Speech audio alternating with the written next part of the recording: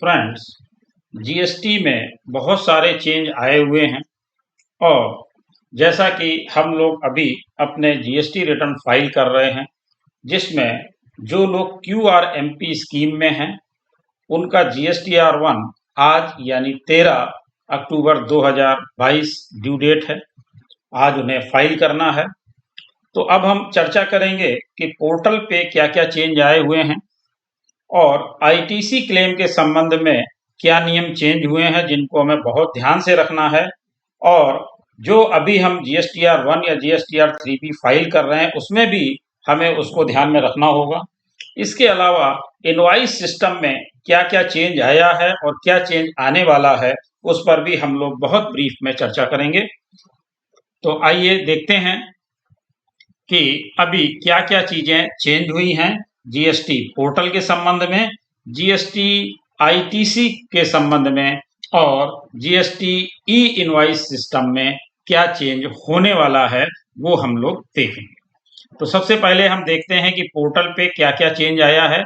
तो पोर्टल पे जैसा कि हम देखेंगे, जीएसटी रजिस्ट्रेशन में अभी तक क्या था कि REG 04 किसी भी क्लैरिफिकेशन के लिए, किसी भी चेंज के लिए हम लोग इसका प्रयोग करते थे, जिसमें ओपन ऑल अलाउड फील्ड्स यानी सारी फील्ड्स ओपन हो जाती थी, जिनको हम एडिट किया करते थे। लेकिन अब उन्होंने REG 03 में एक नया सिस्टम दे दिया, उसमें दे दिया open fields with queries raise through REG 03, यानी REG 03 में जो भी ओपन फील्ड्स हैं क्वेरी से संबंध में, उनको हम एडिट कर पाएंगे। यानी टैक्स ऑफिसर जो क्वेरी हमारे सामने ला रहा है, उसको एडिट कर पाएंगे, जबकि पहले हम पूरी फील्ड्स एडिट कर पाते थे। तो वो भी सिस्टम है और ये भी सिस्टम है।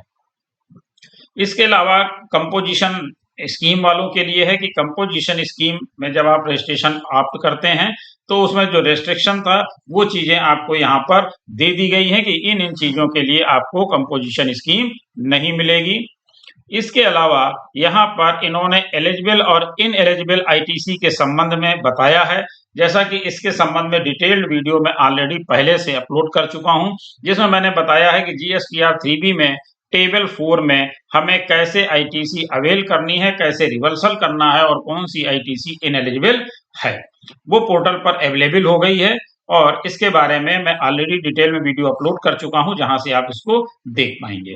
इसके बाद हम लोग बात करेंगे जीएसटी RFD 01 में, जिसमें कि अब उन्होंने 60 महीने के लिए इसको खोल दिया है। यानी जीएसटी पोर्टल पर आप पिछले 60 महीनों की एप्लीकेशन अपलोड कर पाएंगे, यानी जुलाई 2017 से।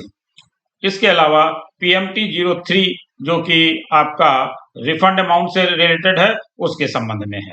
तो अब आगे हम लोग बात करने वाले हैं कि अब जो हमें आईटीसी क्लेम करनी है, उसमें हमें किन चीजों का ध्यान रखना होगा।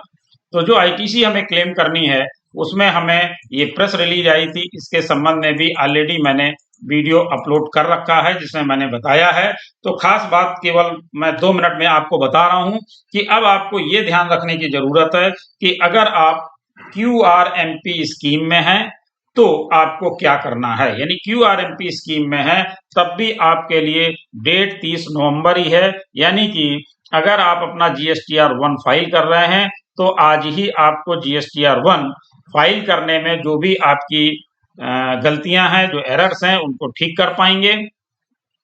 और जीएसटीआर3 में जो आपको आईटीसी क्लेम करने से रह गई है लास्ट ईयर की, यानी फाइनेंशियल ईयर 2021-22 की, उसकी आईटीसी क्लेम करनी है, तो आपके पास 20, 22 और 24 तारीख है, जो भी आपके ऊपर एप्लीकेबल हो रही है।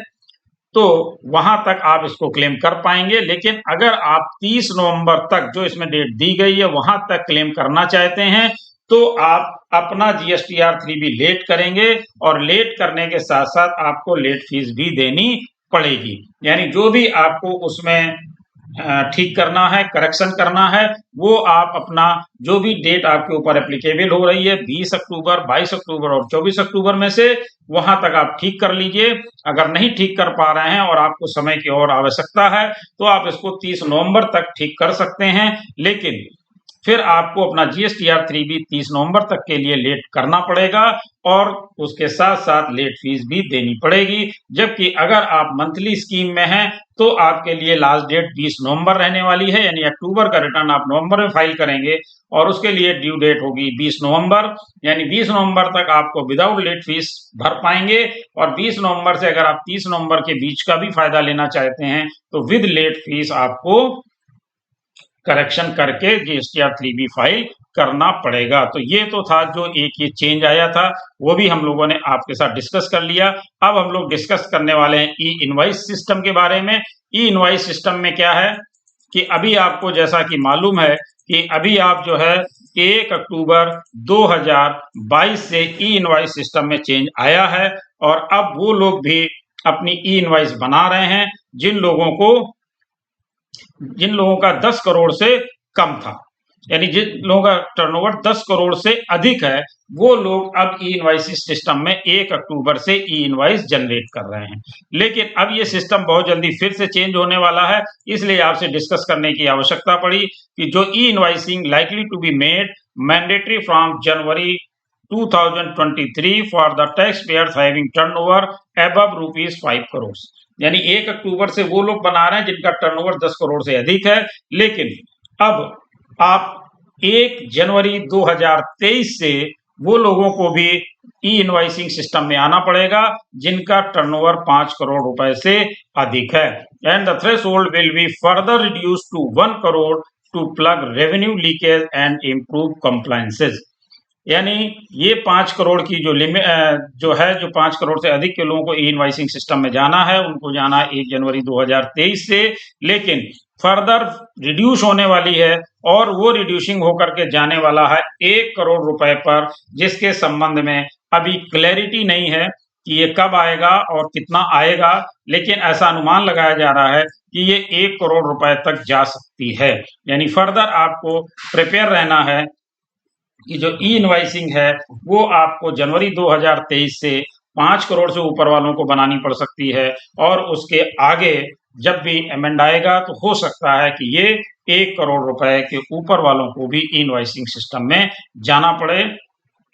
तो ये अब आपको ध्यान में रखना है और इसी हिसाब से अपने को प्रिपेयर करना है। तो जो छोटे करदाता हैं, जो छोटे व्यापारी हैं, उन लोगों के लिए एक बड़ी समस्या है कि वो इसको कैसे अफोर्ड कर पाएंगे। दूसरी चीज आईटीसी के भी संबंध में है कि जो छोटे करदाता हैं वो क्यूआरएमपी स्कीम में हैं और क्यूआरएमपी स्कीम वालों को 30 नवंबर तक का लाभ प्रॉपर तरीके से नहीं मिल पा रहा है, जबकि मंथली में जो लोग हैं उनको 30 नवंबर तक का आईटीसी क्लेम करने का समय मिल रहा है। तो इन सब चीजों पे सरकार को ध्यान देने की जरूरत है कि जो छोटे करदाता हैं उनको ध्यान में रख करके ही किसी प्रकार की कोई योजना बनाई जाए जिससे उनको सहूलियत रहे और वो आसानी से काम कर पाएं। इस संबंध में आप लोगों के क्या विचार हैं, कमेंट बॉक्स में जरूर बताइएगा कि सरकार किन चीजों पर पहल करे, किन चीजों पर ध्यान दे, तो ये आगे उसी हिसाब से लोगों को लाभ मिल पाए। Thank you.